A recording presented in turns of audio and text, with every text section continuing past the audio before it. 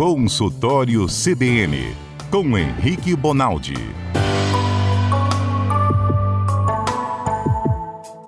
Henrique Bonaldi é um médico que está sempre conosco às terças-feiras. Parabéns atrasado pelo Dia do Médico, doutor Henrique. Imagina, como é que vocês estão? Boa tarde, gente. Tudo bem? A gente atrasou hoje, mas foi intencional, porque eu queria que o senhor conversasse um pouquinho, doutor Henrique, com o Guilherme Silva. Ele é nosso colega jornalista aqui do site A Gazeta e ele fez uma série especial de reportagens sobre AVC, acidente vascular cerebral. Eu queria que ele contasse um pouquinho como é que ele produziu essa série e que o senhor reforçasse também a importância de difundir informações assim. Pode ser, doutor Henrique? Claro, óbvio. Guilherme Silva, doutor Henrique está ouvindo você. Como é que foi, Guilherme? Você pensou nessa série de reportagens? Ei, doutor, boa tarde, Mário. Na série de reportagens que a gente começa a publicar a partir de hoje em A Gazeta, a gente conta histórias de capixabas que tiveram um AVC, né, que é o acidente vascular cerebral, e se recuperaram, ou estão em estado de recuperação. Tem uma capixaba lá de Santa Maria de Jetibá, que teve um AVC enquanto estava grávida, então ela teve o AVC e o parto ao mesmo tempo. Nossa. Mas e as coisas estavam relacionadas? O parto pode ter causado o AVC? Não, ela relata que ela estava tendo muitas dores na barriga, com 41 semanas de gestação, e aí ela foi para o hospital, e aí começou a ocorrer o AVC. Ela sentiu o corpo todo paralisado, o lado esquerdo, e aí por conta do AVC ela teve que ter o neném antes do tempo estipulado, Sim. né?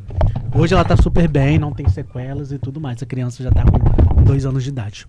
E aí a gente conta essas histórias, mas também para alertar, porque os números, Mário, chamam a atenção. A cada 6 segundos, no mundo, uma pessoa tem um AVC. No Espírito Santo, nos 6 primeiros meses deste ano, segundo os dados da Secretaria Estadual de Saúde, são 3.101 internações pela doença. É uma das principais causas de mortalidade no país. No Brasil já matou mais de 50 mil pessoas só nesse ano. E aí, assim, a gente tem que ter sinais clássicos de quando a pessoa está tendo um AVC, que eu acho que o médico poderia esclarecer pra gente. Eu vou falar. Posso, doutor Henrique? Vai vir bobagem. Vamos ver se é. Se a pessoa está com um pouco de dor de cabeça, uma certa confusão, pede para levantar os 2 braços. Vai ouvindo aí, doutor Henrique. Esticar os 2 braços assim para frente. Se um braço ficar meio mole, meio bambo, é um sinal de cuidado. Pede para sorrir. Se a boca ficar meio mole de um lado, é um sinal de cuidado. Errei, doutor? Não errou não. Mas tem jeito de simplificar isso ainda mais para quem está nos escutando, Mário. Como? Olhou para a pessoa, ela mexe um lado mais do que o outro, não me interessa se é pé, perna, se é coxa, se é joelho, se é braço, se é rosto, não me interessa. Tem um lado dela mexendo diferente do que o outro, está na hora de ir para o hospital neste momento agora. Não atrase nem mais 1 segundo. Então, tá vendo que pode ter a chance de manhã ele acordou meio assim, tô com dúvida, pode levar ele para o hospital. Olha aí. Quer perguntar mais pro médico, Guilherme? Doutor, quando também tem dificuldade na fala ou paralisia também é um sinal importante, né?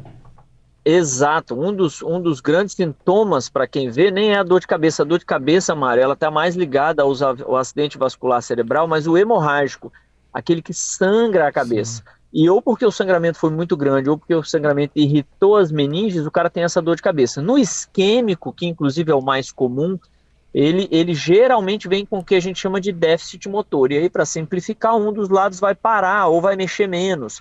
E um dos lados da língua mexendo menos pode dar essa sensação do indivíduo de não conseguir compreender. Quando ele fala, você não consegue compreender. E mais do que isso, tem hora que você fala com ele e ele não consegue compreender. Então é uma dupla via desse déficit. Ou porque o cara falou e você que está olhando para ele não entendeu, ou porque você está conversando com ele e ele não está compreendendo. Isso chama afasia. A afasia motora é aquela que ele não consegue executar a fala. E a afasia de compreensão é aquela que ele não compreende a fala. Os dois é para colocar no carro e ir imediatamente para o hospital. Guilherme, dessa série de reportagens, algum depoimento mais chamou a sua atenção, assim, das pessoas que você ouviu? Todos os que me surpreendeu foi que os sintomas começaram a aparecer do nada. As pessoas ou estavam levantando para ir tomar um banho ou tomar um café, e aí começava um formigamento, ou o lado paralisava, e elas demoraram a identificar que era um acidente vascular cerebral. Então, assim, alguns tiveram até uns problemas de sequela pela demora do atendimento. Geralmente é assim, doutor Henrique? Do Neida você começa, ele falou formigamento. Do Neida isso pode começar assim? Do Neida é do nada para quem é moderno igual a gente, tá, doutor? Vamos traduzir alguma coisa. O Mário, é o seguinte, ó, isso que ele está falando é muito interessante. Toda vez que a gente fala de hipertensão e diabetes, eu falo assim, gente, é uma doença silenciosa, ela não dá sintoma. Quando ela resolve dar, ela estraga o cara, é infarto, derrame, insuficiência renal, é exatamente isso. O cara, por vezes, nós estamos falando aí seguramente mais de 80%, 90% das vezes, o cara não sabe que ele vai ter o AVC, ele não foi avisado. Então agora são 4h55. Ele às 3 horas da tarde estava exatamente igual a 10 anos atrás. Ele não vem piorando o status neurológico dele para que ele seja avisado. É do Neida.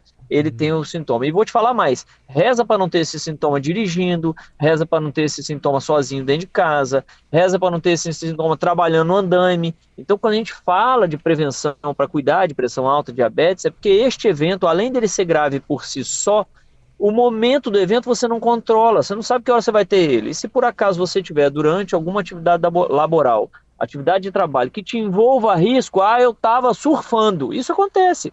Eu estava surfando no Lé, então você vai ficar no Lé, porque não vai dar tempo de te tirar de dentro d'água. Então é preciso cuidar para que a gente diminua muito a chance de ter, porque ter é para quem pode, não é para quem quer não. O cara tem que aguentar muito tranco e não ser o dia dele, é uma doença grave isso aí. Bom, a gente já está encerrando, eu só falei uma coisa pro Guilherme, ele duvidou. E eu falei assim, Guilherme, se a pessoa tiver nos primeiros sintomas e correr para um hospital, para um pronto-socorro, um remédio tomado por via oral, um comprimido, pode acabar com AVC ou não deixar a pessoa com sequelas. Eu menti ou é verdade isso, doutor?